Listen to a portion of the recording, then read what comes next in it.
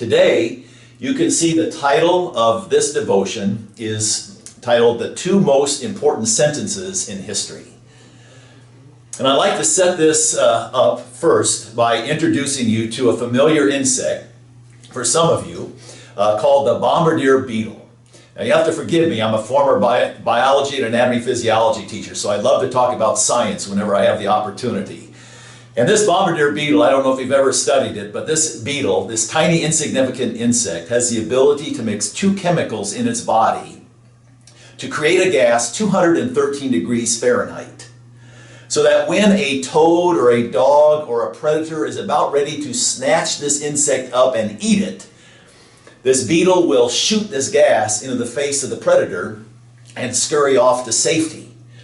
This is an amazing phenomena in nature that we can't duplicate as efficiently in our laboratories with our sophisticated computers. This bombardier beetle has the ability just like that to create this gas 213 degrees Fahrenheit to be safe from death. And I look at this beetle, and there are many people in the world who would say that this beetle happened all by chance. But I'm telling you, don't you believe it.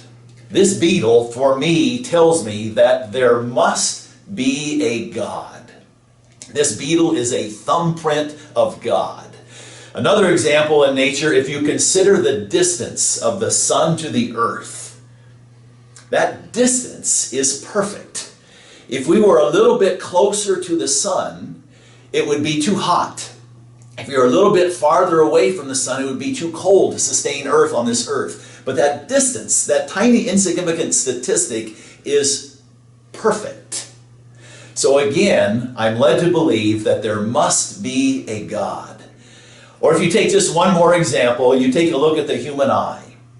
You know that we all have this dark circle in the center of our eyes called the pupil. And this pupil, when we turn the lights off, will dilate. It will get bigger, just like that. We don't think about it, we can't control it, but automatically it gets bigger to allow more light to get to the back of the eye, the retina.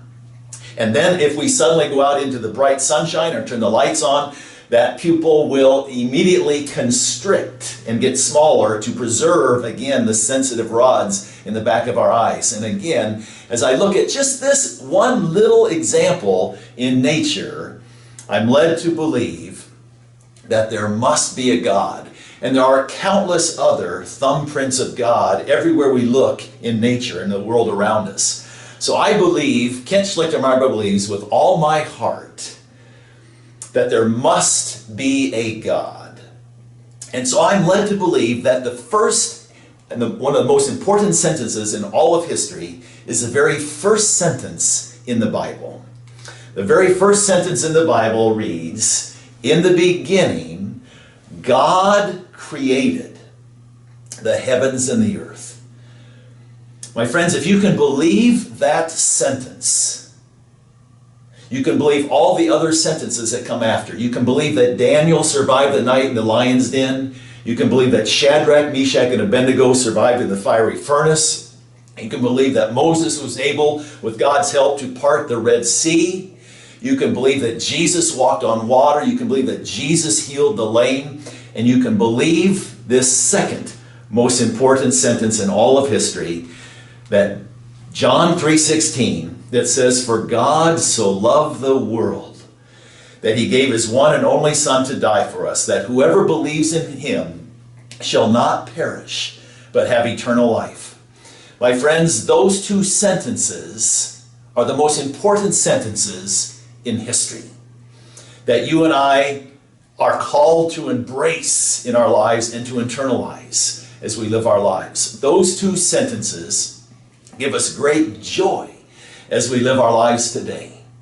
Those two sentences give us great perspective for the decisions that we need to make tomorrow. And those two sentences give us great clarity on where we will spend eternity. It's my prayer that you and I will become much more familiar in this course and throughout the course of our lives with all the sentences in the Bible.